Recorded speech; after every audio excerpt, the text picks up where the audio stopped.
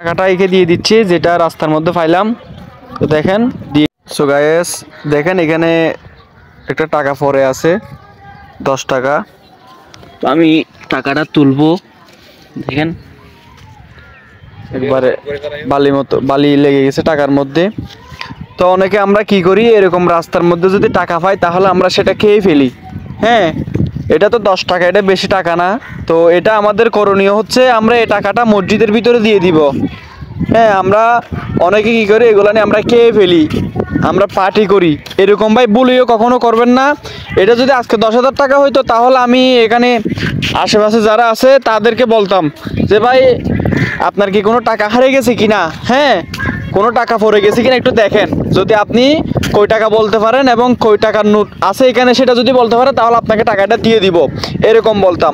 যেহেতু এটা ভাই 10 টাকা, সেহেতু এটা আমি একটা গরিব মানুষকে অথবা মিসকিন ছেলেবেলে ফেলে আমি তাদেরকে দিয়ে দিব, ঠিক আছে।